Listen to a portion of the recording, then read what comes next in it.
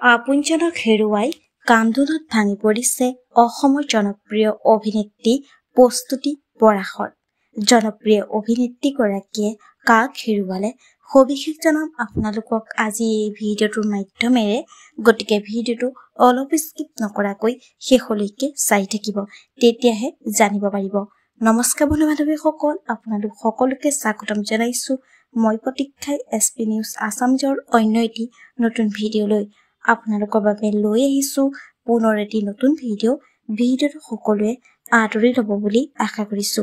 আহক ভিডিঅ'টোৰ পৰৱৰ্তী অংশলৈ আগবাঢ়ো।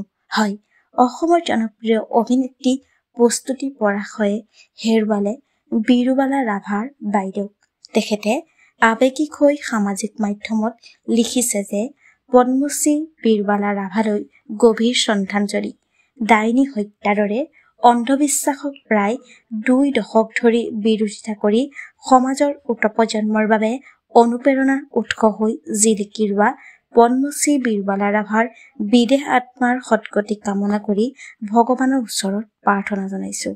তেখেতৰ এই সুদৃঢ় ব্যক্তিত্বই উঠি অহা প্ৰজন্মক অন্ধবিশ্বাস আৰু কুসংস্কাৰৰ বিৰুদ্ধে থিয় হ'বলৈ প্ৰেৰণা যোগাওক, তাকে কামনা কৰিছো। আমিও আমাৰ চেনেলৰ তৰফৰ পৰা তেখেতৰ বিদেহী আত্মাৰ চিৰশান্তি কামনা কৰিলো। ধন্যবাদ।